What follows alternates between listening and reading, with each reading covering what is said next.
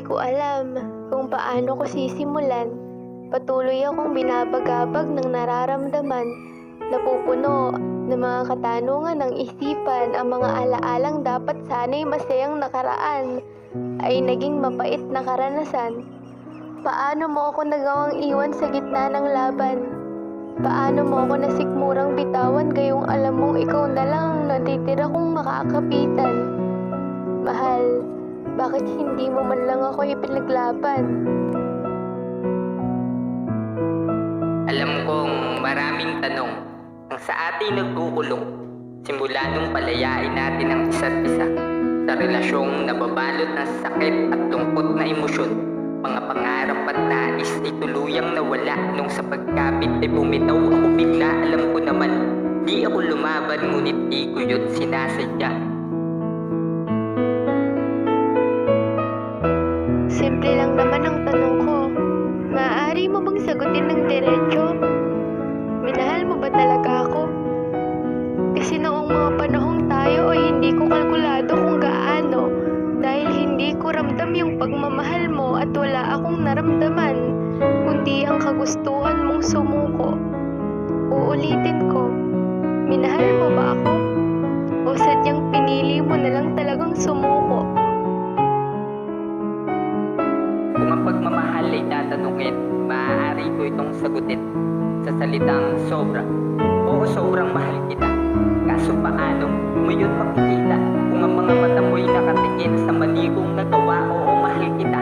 Higit pa sa iyong inaakala, hindi mo dama? O baka naman yung pakiramdam mo ay nasa iba? Kaya pala yung pagkukulang mo sa akin ay pinupunan mo sa iba. Kung susumahin mong mabuti ay wala akong hangad kundi ang iyong pang-intindi.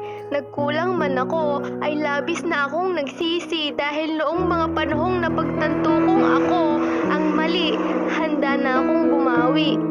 Pero ang masaklap na pangyayari, bumitaw ka na sa pisi na nagdurugtong sa atin.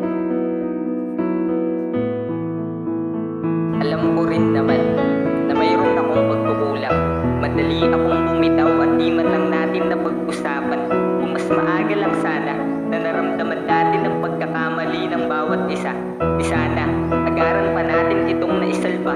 Sakit, pagkukulang, pagmamataas at galit ang sa atin dito ay nagdala. Dahil di naman sana ako bibitaw kung pinaramdam mo lang na nandyan ka.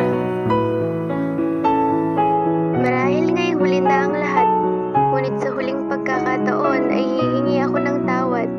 Patawarin mo sana ako sa pagkukulang kung hindi mo hinangad.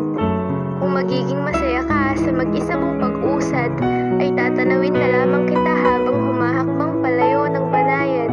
At kung saan ka man sana mapadpad, alalahanin mong minsan sa buhay mo'y may isang taong pinagsalikop ang mga palad upang hingin ang tagumpay ng iyong pagpapatawad. Sasabihin kong muli sa'yo, mahal kita, nagkulang man ako, iyon ang totoo. Patawad kung hindi ako, patawad kung hindi tayo hanggang sa dulo. Lagi mong tandaan na kahit sa ang anggulo, bumaliktad man ang mundo, hindi mababago ng pagbitaw mo ang nararamdaman ko. Gayunpaman, aminado akong tanggap ko na hindi tayo.